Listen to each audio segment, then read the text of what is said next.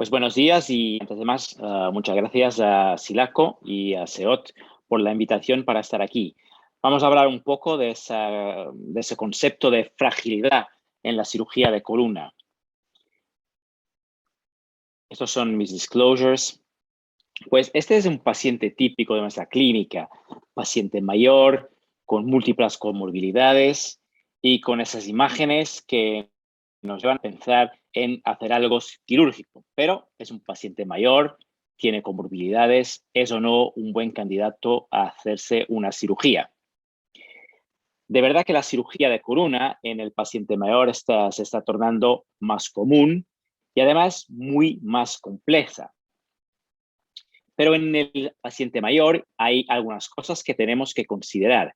Desde luego, tanto como un tratamiento no quirúrgico, como el tratamiento quirúrgico, la interacción medicamentosa, la necesidad de control del dolor y el problema de operatorio, que tenemos problemas de hueso, tenemos comorbilidades, tenemos problemas de nutrición. Entonces la cuestión es, ¿podemos o no operar al paciente mayor? ¿Y cómo podemos saberlo? Y es aquí que aparece este concepto de fragilidad. La fragilidad es un declinio en la reserva fisiológica que nos rende al paciente menos capaz de responder al estrés. Es un marcador de vulnerabilidad, de reserva disminuida y se relaciona con outcomes más bajos después de la cirugía. A pesar de que esté correlacionado con la edad, puede ocurrir que sea desproporcionado a la edad real del paciente. Y es decir, que entonces esta disproporción de ese decréscimo de la reserva fisiológica que se encuentra en 10% de los pacientes en general y sobre todo en un cuarto de los pacientes a partir de los 85 años. Hay dos grandes teorías para explicar lo que es la fragilidad. Una es el modelo del déficit cumulativo, es decir, que hay una acumulación de déficits y tenemos un limiar, un límite a partir del cual tenemos fragilidad. Y hay otra definición, el modelo de Freud, que nos dice que lo que es el modelo fenotípico, es decir, que hay determinados parámetros y que siempre que ultrapasamos la reserva en uno de esos parámetros, ya estamos en fragilidad. Y eso es interesante, como vamos a ver, porque también presupone que es posible cambiar la fragilidad del paciente. ¿Cómo se mide esa fragilidad? Pues depende del tipo de modelo que estamos utilizando. Tenemos aquí múltiples scores que se pueden utilizar, el Index Frailty que tiene 40 y el modificado con 11 variables, muy más fácil y sencillo de utilizarse. Aquí lo tienen, el Modified Frailty Index, y como ven son 11 parámetros que tienen que ser avaliados y a partir de aquí se puede tener un paciente que pase la limiar de lo que es la fragilidad. En el modelo de Freud, por el contrario, tenemos algunos parámetros que tienen que ser avaliados de forma isolada. Aquí lo tienen, el peso, exhaustión, actividad física, capacidad de caminar y el grip. Y como se ve, es algo que es dinámico y, por ejemplo, la capacidad de caminar es afectado por la patología vertebral. Entonces, podemos pensar si cambiamos la capacidad de marcha del paciente, también estamos cambiando la fragilidad. Entonces, la cirugía puede ella misma tener un impacto importante sobre la fragilidad del paciente. Entonces, vamos a ver, es verdad que la fragilidad puede impactar los resultados. Trabajos de Flexman nos lo demuestran aquí mirando a esa cuestión en una base de datos de más de 53,000 pacientes y lo que se ve, pues lo que podríamos esperar, que para pacientes con más de 65 años la cantidad de pacientes frágiles es importante, casi el 10%, y prefragilidad, pues la mayoría de los pacientes están en esa situación de prefragilidad.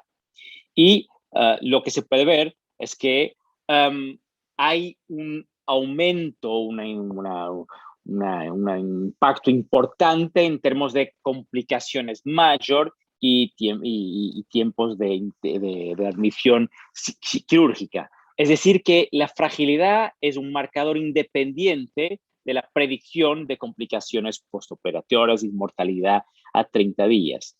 Y eso entonces es importante para nosotros porque es algo que podemos utilizar cuando decidimos operar o no operar al paciente y en consejo que podemos dar al paciente y su familia lo que puede esperar de la cirugía en términos de complicaciones y en términos de resultados.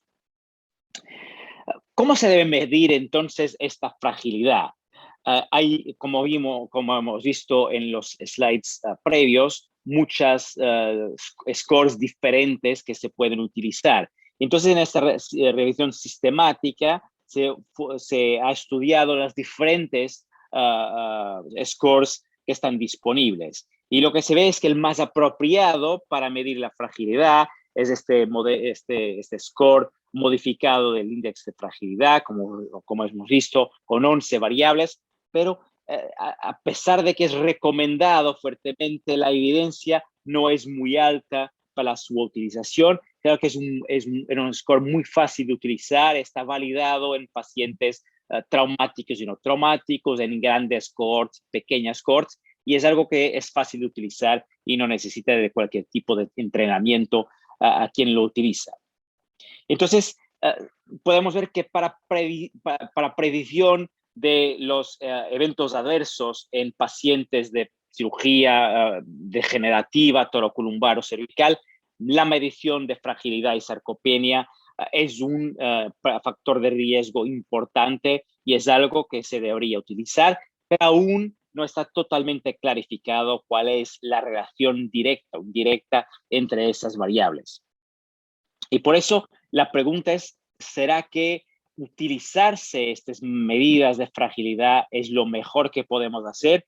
Y en ese trabajo muy interesante se ha comparado el índice de fragilidad modificado con otros que se utilizan corrientemente en cirugía de columna. El índice de comorbilidades de Charleston, el ASA y otros factores demográficos. Y con eso se ha utilizado para un total de 6.500 pacientes.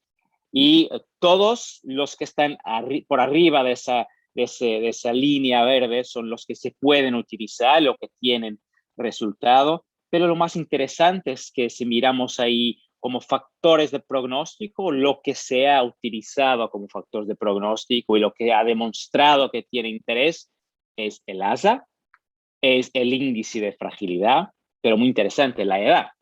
Son todos independientes. Véanse que el índice de comorbilidad de Charleston no tiene cualquier capacidad de previsión.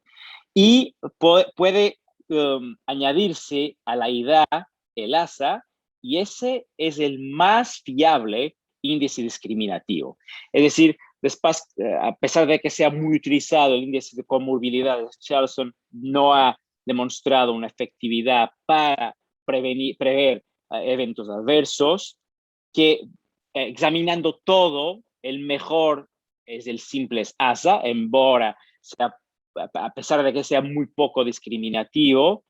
La edad tiene mejor factor predictivo do que otros factores demográficos, y entonces añadirse edad y ASA es lo mejor y lo más fácil de prever las complicaciones. Entonces, algo que es muy fácil, que tenemos para todos los pacientes, y es posible que sea más fiable aún do que algo más complejo como el índice de fragilidad.